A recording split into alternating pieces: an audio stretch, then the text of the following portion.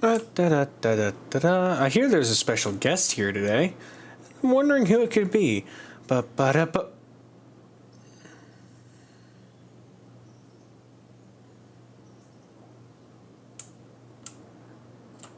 Excuse me.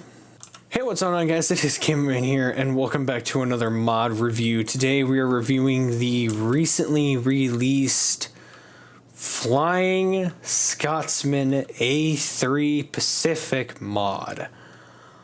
Holy crap. I'm actually speechless that I'm staring at the Flying Scotsman in Railroader. Like, specifically the American version of Flying Scotsman, because it has the bell and it has the catcher, the cow catcher.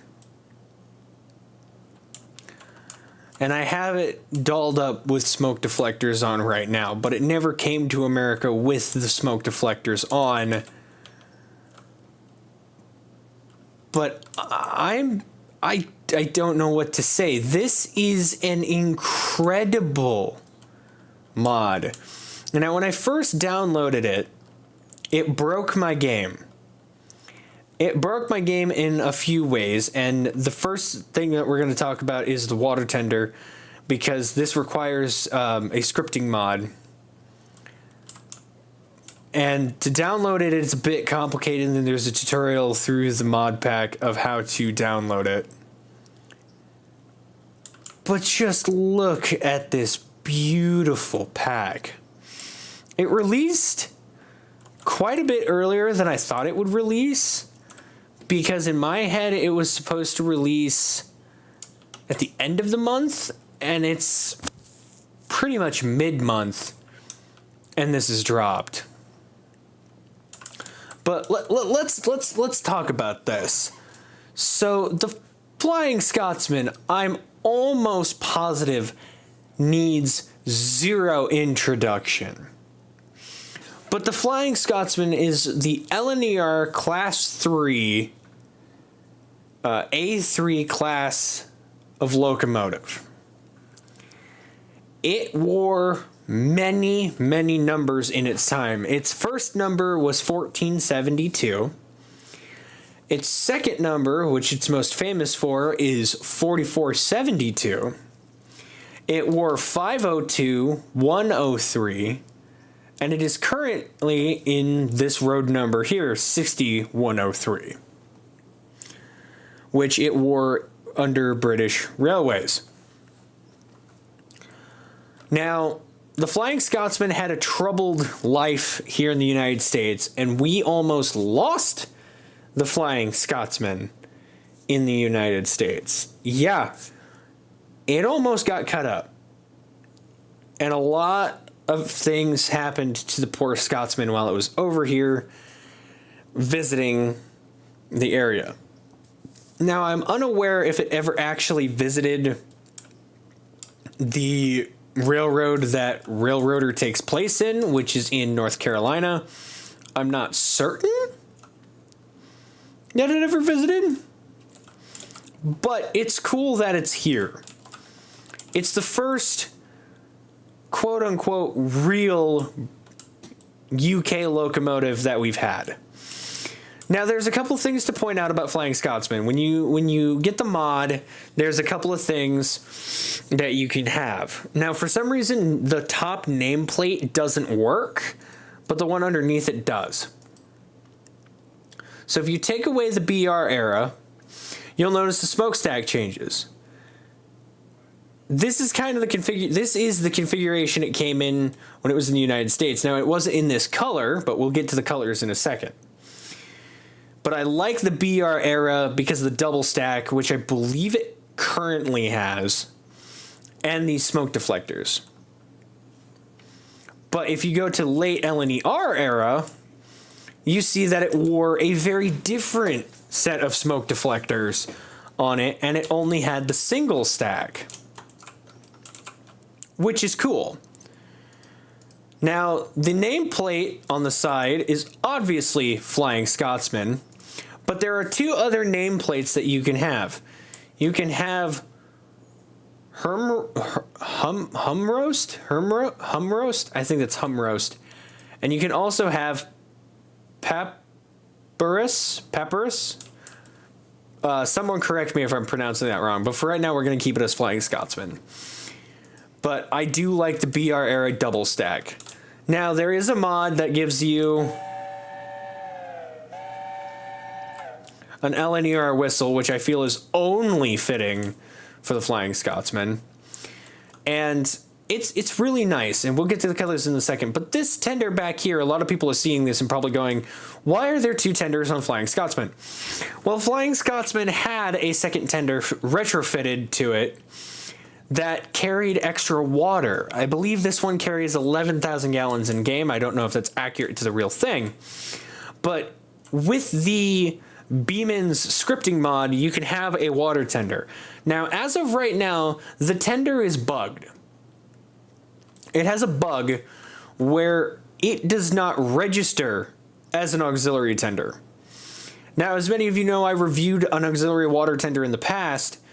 This is supposed to do the same thing as that one, but it isn't. So I don't know what's going on there, and I'm not going to question it because, well, I don't have the know-how to make that happen. And I did the best to try and copy the LNER on the side as I could. But now we're going to talk about the color schemes, and we're exclusively going to focus on the front of Flying Scotsman. So I'm going to get rid of the BR era so you guys can see this a bit better. So there are several color schemes. You can have the Doncaster green, which is this very, very nice green that I like. And I'm probably going to do a color scheme like this similarly for our speed test. You have Darlington green, which is this beautiful green that it is known for carrying. And it is gorgeous in every way, shape, and form. I love this green. You have the BR New Brunswick green, which is what we started with. You have the Ultramarine, which I heard that it very rarely wore. It's either the Ultramarine or the BR Express Blue, but I do like this Ultramarine on Scotsman. It's very nice. And this is the Express Blue, which apparently it did in fact wear. One of these, either the Ultramarine or the Express Blue, it wore. We're going to go back to not the New Brunswick green, the Darlington green for the rest of this video because, oh man, that green is so pretty. Like, when I think of Flying Scotsman, I think of this green. I really do. Now, Flying Scotsman was the first steam locomotive to officially hit 100 miles an hour. There were two other engines that were claimed to reach 100 miles an hour. One of them being New York Central 999, which I've seen in person, and City of Truro, where it's supposedly reaching 100 miles an hour. But Flying Scotsman was officially clocked at 100 miles an hour. It was officially clocked at 100 miles an hour. It is also, I believe, the only surviving A3 Pacific in existence. But, oh my god. So it did visit the United States on a tour. It was one of two British engines to visit, and we still have a couple British engines. But let's hop into the cab real quick. Let's just hop in here. I love the detailing on this cab. It really, really catches the aspect of this beautiful British locomotive. It really does. You've got the Westinghouse brake piping here, and you've got a speedometer. Now, what I'm wondering is if the speedo actually registers how fast it's going in the speed test. You also have, I believe this is boiler pressure over here. But my god, it's beautiful. Now, the whistle cords don't move, which I'm totally okay with. I'm certain that they're going to work that out. But yeah, This is cool. And you can, in fact, walk through the corridor tender, which is really cool. But you may also notice, if you're an American like me, and you're a dirty American, the throttle and everything is on the left-hand side of the locomotive, and the fireman is on the right-hand side of the locomotive. That is because the UK locomotives are very different than an American locomotive. Now, I'm going to trial this thing on speed, and I'm going to put a car behind, just like one train car behind it, just to see kind of how fast we can make it go. Okay, so we are down here at the test track between Whittier and Wilmot, which is kind of the fastest stretch you can hit. But what I'm going to see is if this speedometer actually works. So let's see if we can't get Scotsman up to speed. Now, there's no way in hell we're going to clock 100 miles an hour. It's just not going to happen. But we're going to see how fast we can get Flying Scotsman moving. So here we go.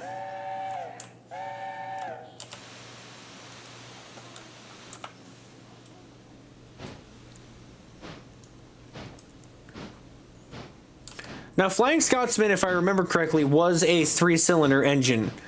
I don't know much about European history when it comes to steam, but I'm trying to rectify that where I can.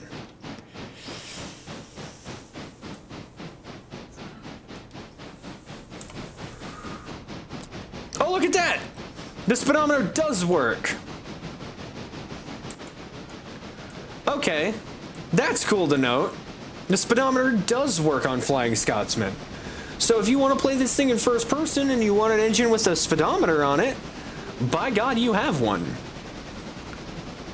Now, Flying Scotsman is an express engine, so I'm expecting this thing to get up to very, very quick speeds. We're already at 42 miles an hour. 43. Oh my God.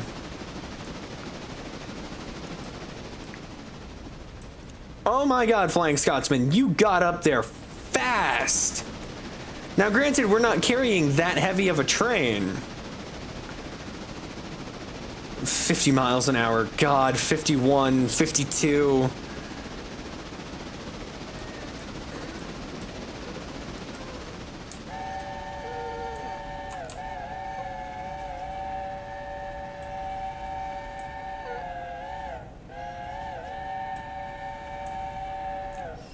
Okay, I'm scared of Scotsman right now. Because this is fast. Like, we're already almost doing 60. I'm having to hold it back here, guys.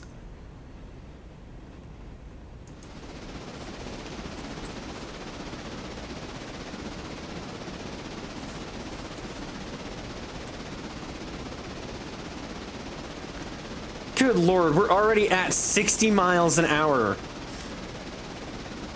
62. 63. Okay, I'm gonna hold it down a little bit just to get around this corner, and then we are just gonna cook going down this track.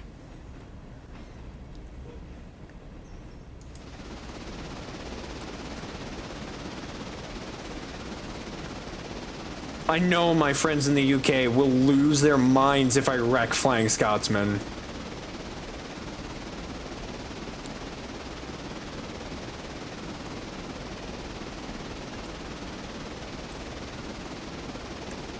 Oh my God.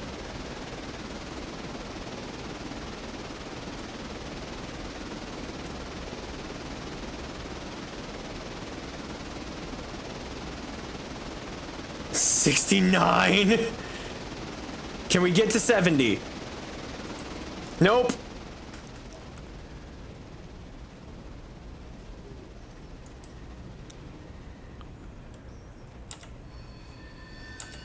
Oh my God, oh my God, oh my God, oh my God, oh my God. No, no, no, no, no, no, no, no, no, no, no, no, no. We cannot wreck Flying Scotsman.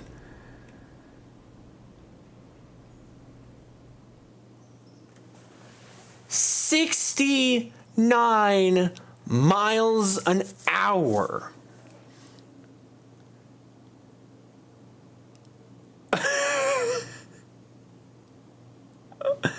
I'm pretty sure if we had just a straight piece of rail that went from corner to corner on the whole map, there is no doubt in my mind that this engine would have easily blitzed to 100 miles an hour in this game.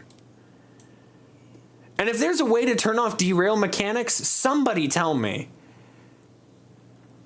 But oh my god. And we didn't even use that much fuel and water either.